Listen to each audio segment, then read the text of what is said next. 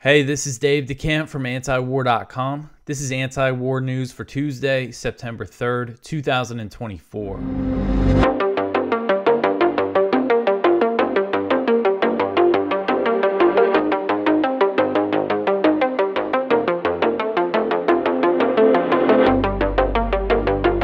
All right, the first story at the top of antiwar.com today, Netanyahu rejects pressure on ceasefire deal. So on Monday, Israeli Prime Minister Benjamin Netanyahu rejected the growing pressure for him to reach a hostage deal with Hamas, saying he won't let anyone preach to him. The Israeli leader also reiterated his demand that Israel must maintain control of the Gaza-Egypt border, known as the Philadelphia corridor, as part of any hostage deal. His insistence on keeping the corridor has been the main obstacle to reaching an agreement. Netanyahu said at a press conference, quote, "The axis of evil needs the Philadelphia corridor, and for that reason, we must control the Philadelphia corridor. Hamas insists for that reason that we not be there, and for that reason, I insist that we be there," end quote. So tens of thousands of Israelis have been protesting for a deal since the Israeli military recovered the bodies of 6 Israeli hostages in Gaza. The Israeli military said that they were shot by Hamas shortly before they were discovered. And Hamas said on Monday that it issued new guidelines for its guards on how to deal with Israeli captives if Israeli forces are approaching when they're being held. So this sounds like they didn't outright confirm that they shot these hostages, but it sounds like that is their new policy, that if they know Israeli soldiers are approaching some Israeli hostages, they're going to shoot them dead, which means more hostages may be killed in that way as long as there's no ceasefire agreement. A Hamas spokesman said, quote, "It was made clear that Netanyahu's insistence on freeing the prisoners through military pressure rather than negotiating a deal could result in the captives returned to their families in coffins, leaving the families to choose between receiving them dead or alive," end quote. So also on Monday, President Biden was asked if he thought Netanyahu was doing enough to reach a hostage deal, and he replied, no. So this, I think, was the first time during these negotiations that President Biden put the blame for the lack of an agreement on the Israeli side instead of exclusively blaming Hamas.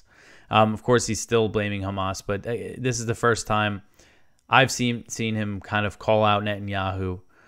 The thing is that, you see Biden get asked questions a lot, and he gives a one-word answer. He says yes or no, and then he doesn't really elaborate at all. So this was one of those cases. They said, do you think Netanyahu's doing enough? And he just said no, and that was that. Biden also said that the U.S. was getting very close to putting a final ceasefire proposal on the table. And I've seen some reports saying that the U.S. is getting ready to put forward some sort of proposal that's going to be their last shot at a ceasefire deal, which means if that fails, then there's no hope of any agreement being reached, and this slaughter will just continue. The latest proposal that the U.S. put forward included demands from Netanyahu, and mediating officials said that the U.S.'s deference toward Israeli conditions put the negotiations at an impasse, and Israeli negotiators said that pretty much that same thing as well, that these demands from Netanyahu, specifically the Philadelphia corridor, are what is standing in the way of a deal. All right, so the next one here, Israeli labor court ruling ends the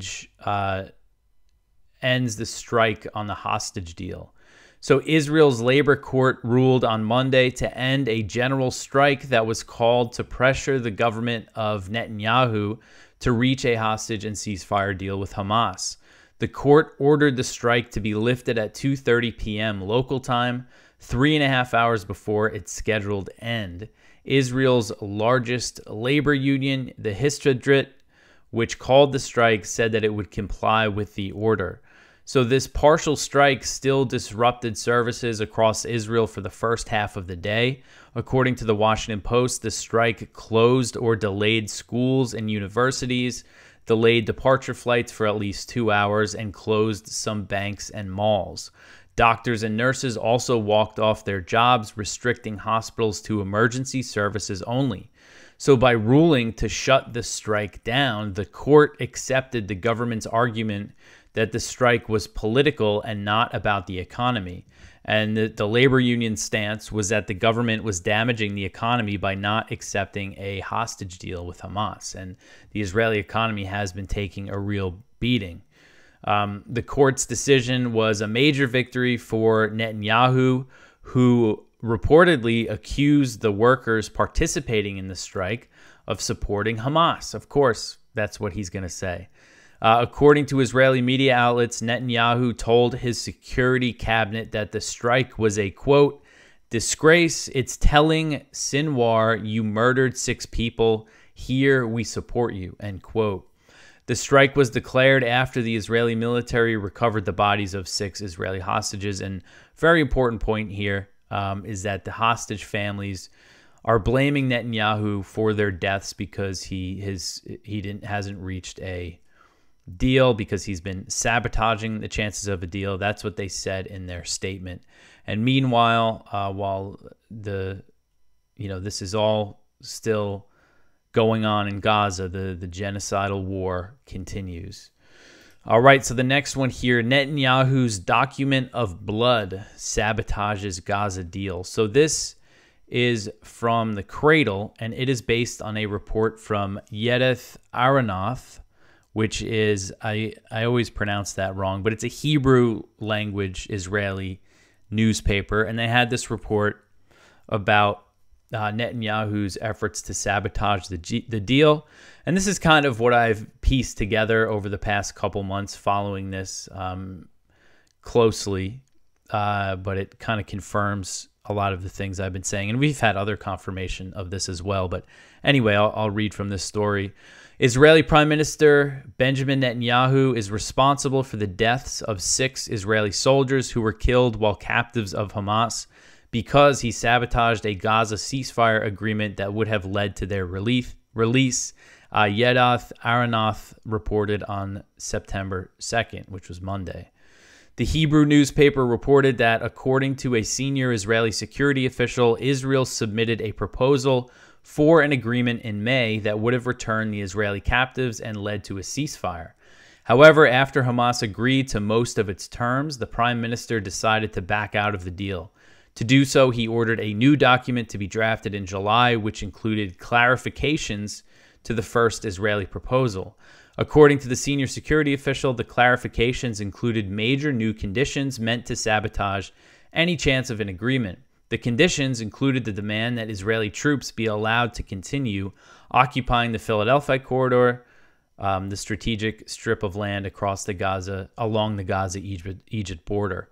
Hamas demanded that Israeli troops fully withdraw from Gaza per the original Israeli proposal, and no agreement was reached. The document prepared in July outlining Netanyahu's new conditions contained the names of 4 of the 6 Israeli captives killed earlier this week. If a deal had been reached, the captives may not have been killed. The security official said, quote, the document is dipped in the blood of the 6 murdered abductees. At the top of the document, it says that it is a clarification document. But in my opinion, the most appropriate nickname for it is the blood document because its pages are stained with the blood of the 6 abductees who were murdered in a tunnel in Rafah, end quote. So now this is, again, an Israeli official here saying this. The official continues, quote, the names of 4 of them are listed in the appendix at the end of the document. If it weren't for the deliberate sabotage contained in the document to prevent a deal, there is a good chance that they would have been released already a month ago and here with us alive, end quote. So again, this is what I what we've known for a while, based on what has, the timeline of everything, what Netanyahu's been saying, and based on lots of leaks in Israeli media. If you read Israeli media, you're aware of this. If you just read the U.S. media, you might not be aware of this. They've been spinning this narrative being pushed by the Biden administration that it's all because of Hamas, that there was no ceasefire deal reached. All right, so the next one here, Israel kills another 48 Palestinians in Gaza. So I've been doing these kind of daily updates on the death toll in Gaza just because it seems like there's much less media coverage of kind of the daily strikes, the daily attacks. It's hard to find information, but we do see the statements put out by Gaza's health ministry every day. And, someone's got to be paying attention and keeping track of the slaughter that's happening every day with our taxpayer dollars. Gaza's health ministry said Monday that Israeli forces killed at least 48 Palestinians in Gaza, bringing the recorded death toll to 40,786. The ministry said, quote, Israeli forces killed 48 people and injured 70 others in 3 massacres of families in the last 24 hours. Many people are still trapped under the rubble and on the roads as rescuers are unable to reach them, end quote. The ministry said that the 7 Palestinians who were injured bring the total number of wounded since October 7th to 94,224. So when you add up both casualty numbers, you get, 135,000 total casualties. Israeli strikes were reported across the Gaza Strip, including in Gaza City, where 7 Palestinians were killed in 2 separate airstrikes. 2 Palestinians, including a child, were reported in the Nusayrat camp in central Gaza. It's a picture here of a car that was bombed in Gaza City. People gathered around it, someone putting out the fire. So according to Reuters, the armed wing of Hamas and Palestinian Islamic Jihad said they confronted the Israeli soldiers in northern, central, and southern areas of Gaza with anti-tank rockets and mortar fire. So, whenever I write these, I get into at the end that we don't really know the true death toll. This is why I call this the recorded death toll. They say that there's about 10,000 people missing who are presumed to be dead under the rubble. And we also don't know the indirect deaths. You had the Lancet estimate from a group of experts who wrote a letter published by the Lancet that they said that if conditions don't change, the deaths could reach 186,000. And they used the health ministry numbers from the end of June, which were 37,000 at that time. So that means their estimate now would be over 200,000. And they were talking about indirect deaths over time, in the future as well.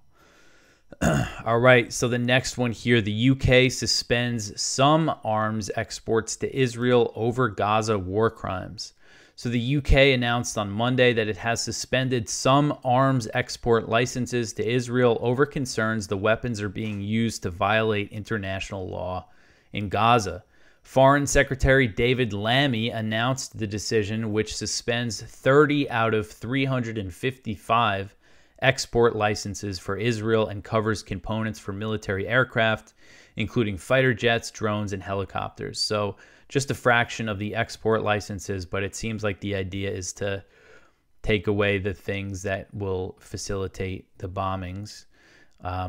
The export bans do not apply to components for the F-35 fighter jets, which the UK exports as part of a multinational program, unless it is known that the components will be shipped directly to Israel. So it sounds like they export these components to this multinational thing, and they don't always know where they're going to go. So activists who have pressured the British government to suspend arms exports to Israel criticize the exemption for F-35s, which are a critical part of the Israeli Air Force. So Yasmin Ahmed, the director of Human Rights Watch in the UK, said, quote, "The suspension of export licenses took far long and didn't go far enough. That the UK chose to exempt components for the F-35, a workhorse of Israel's brutal bombing campaign, shows either a miscomprehension of the law or a willful disregard," end quote. So Lammy, the British Foreign Secretary, said a British government review concluded that there is a clear risk that British weapons might be used in serious violations of international humanitarian law.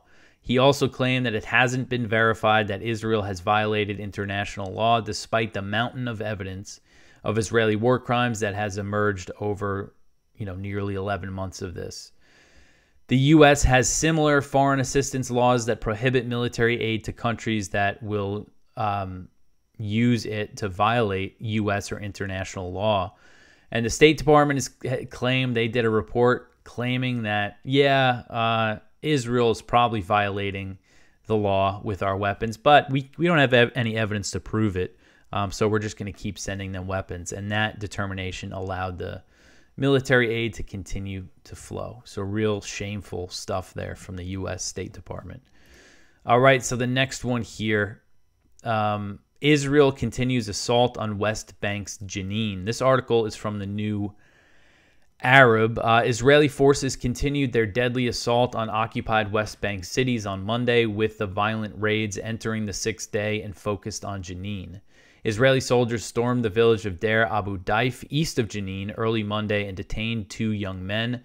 Another man from the town of Yamun and former prisoner Yahya al-Zubaydi were also detained. 2 Palestinians were killed on Sunday near the city of Jenin after Israeli forces opened fire at them at the entrance of the town of Kafr Dan, the Palestinian Wafa news agency reported. They say they were killed. 2 Palestinians were killed while trying to distribute bread to people amidst the ongoing siege of the city. And Palestinians in the Jenin camp have been detained, with nearby hospitals placed under siege and medical staff attacked. Homes have also been heavily damaged in the assault. Volunteer crews trying to transport food and supplies to families in the camp who have not had access to food or water for days have been attacked or obstructed.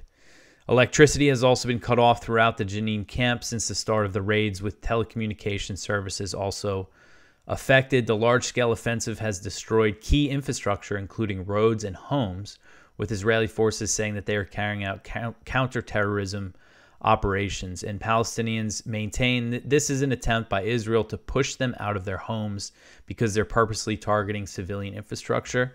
According to Jenin's municipality, Israeli forces have bulldozed around 70% of the streets there, as well as its water and sewage network. So it sounds like they're trying to make the place uninhabitable. And, when we talk about land grabs, the West Bank is the big prize for the Israelis. All right, so the next one here, Israeli minister calls for declaration of war in West Bank. This is another one from the Cradle. An Israeli minister called on the government to declare a state of war in the occupied West Bank cities and settlements, Israel Hayom reported on September 2nd. Orit Strak, the Israeli Minister of Settlement, made the demand while addressing the Military Secretary Roman Goffman and the Security Cabinet for Political and Security Affairs on Monday. Strak of the Religious Zionism Party has been at the forefront of the movement, calling for the ethnic cleansing of Palestinians from Gaza to settle Jews in their place. In July 2023, before the current war in Gaza started, she called for launching a war against Gaza to retake the Strip and rebuild Jewish settlements, including Gush Katif, which was evacuated in 2005 as part of the disengagement plan of then Prime Minister Ariel Sharon. Strak told Israel's Channel 7, quote, "I believe at the end of the day, the sin of the disengagement will be reversed," end quote. So in this, again, this is before, this is July 2023 that she said, saying that she thinks they will return to Gaza. So earlier this week, the Israeli military launched its largest military operation in the West Bank. So that was last week that operation was launched, and she is calling for war. It is war, obviously, especially for the Palestinians, but it sounds like what she is calling for is a declared state of war, full scale, full on, similar to what they're doing in Gaza with the heavy airstrikes, dropped to 2,000-pound bombs. It sounds like that's what she is asking for. All right, so the next one here, Israeli airstrike kills 2 civilians in Lebanon. This article is from Jason Ditz. So Israeli airstrikes targeted a car traveling along the southern Lebanon coast on Monday, killing 2 civilians inside, and the strike happened near Nakora.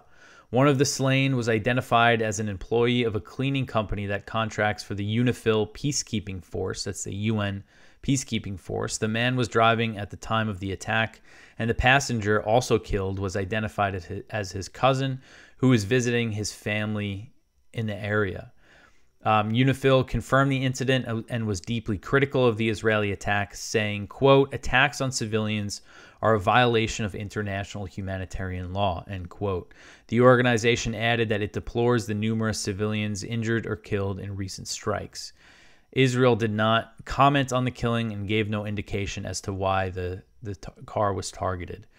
So the Israeli strikes in southern Lebanon continue, and there was some rocket fire, I believe, in response to this attack. Yes, Hezbollah responded by firing rockets against northern Israel. There was no reports of casualties. All right, so the next one here, Zelensky presses the U.S. on long-range strikes. So this article is from Kyle Anzalone at the Libertarian Institute. So they're still asking, the Ukrainians are still really pushing for the U.S. to give them the blessing for the long-range strikes. Zelensky is insisting that U.S. President Joe Biden give Kiev approval to hit targets deep inside Russia. The move would be a major escalation in Washington's proxy war against Moscow. Since the Russian invasion of Ukraine, President Zelensky has pushed President Biden to increase the range of U.S. weapons sent to Ukraine and to lift restrictions on where those weapons can be used. So now that they've received long-range missiles and F-16s, he wants the U.S. permission to strike targets in Russia far from the border. He said, quote, "We talk about this every day with our partners. We persuade. We present arguments. We need the capabilities to truly and fully protect Ukraine and Ukrainians. We need both the permissions for long-range capabilities and your long-range shells and missiles." Additionally, end quote, additionally, Ukrainian officials met with U.S. officials in Washington to discuss the matter. This is Ukraine's defense minister, Rustem Umerov. He said this in Washington on Friday, quote, "We have explained what kind of capabilities we need to protect the citizens against the Russian terror that Russians are causing us, so I hope we were heard," end quote. So I am worried that this is going to be something that this might be the next big escalation, and this has been the pattern of this war, is the U.S. saying, no, we're not going to do that, we're not going to do that, and then they end up doing it. All right, so the next story here, the U.S. steals airplane used by Venezuela's Maduro. So U.S. officials said on Monday that the U.S. has stolen the official airplane of Venezuelan President Nicolas Maduro under claims that it was purchased by violating U.S. sanctions. Of course, stolen is my language and not the language of the U.S. officials. But that's what they're doing here. They're taking something that doesn't belong to them. They just use lawyers and things like that to do it. The U.S. officials described the plane as the equivalent of Air Force One and said that it was taken by the U.S. from the Dominican Republic and flown to Florida. The Justice Department claimed the plane was purchased in Florida and exported to Venezuela in 2023. So one of the a U.S. official speaking to CNN said, quote, "This sends a message all the way up to the top. Seizing the foreign head of state's plane is unheard of for criminal matters. We're sending a clear message here that no one is above the law. No one is above the reach of U.S. sanctions," end quote. The Justice Department said in a press release that it, quote, "announced the seizure of a Dassault Falcon 900EX aircraft owned and operated for the benefit of Nicolas Maduro and persons affiliated with him in Venezuela," end quote. Attorney General Merrick Garland claimed that the aircraft was, quote, "illegally purchased for $13 million through a shell company and smuggled out of the United States for use by Nicolas Maduro and his cronies," end quote. So this move marks an escalation in the U.S. campaign against Maduro, who the U.S. has been trying to unseat from power for years now. In 2019, the U.S. rejected the results of the 2018 Venezuelan elections and recognized opposition figure Juan Guaido as acting president, who led a failed coup attempt against Maduro and eventually fell out of favor of the U.S.-backed opposition. The failed coup attempt came with crippling sanctions that amounted to an economic embargo. So last month, the Biden administration announced that it's basically doing the same thing. It rejected the results of the 2024 election and recognized Edmundo Gonzalez, who was on the ballot for the opposition, as the winner. Venezuela's election authorities declared Maduro as the winner, but then you had the opposition dispute the results, claim election manipulation, and they also claimed victory. So it's kind of a similar playbook from the U.S. Recognize someone else and increase sanctions any way they can. And I guess stealing the airplane is one way to increase the sanctions. All right, so the next one here, 2 U.S. Marines assaulted by Turkish nationalist group.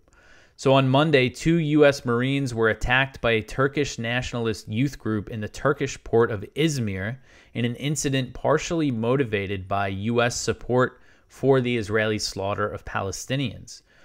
The 2 Marines were wearing civilian clothes and arrived in the city on board the USS Wasp, a U.S. Navy amphibious assault ship.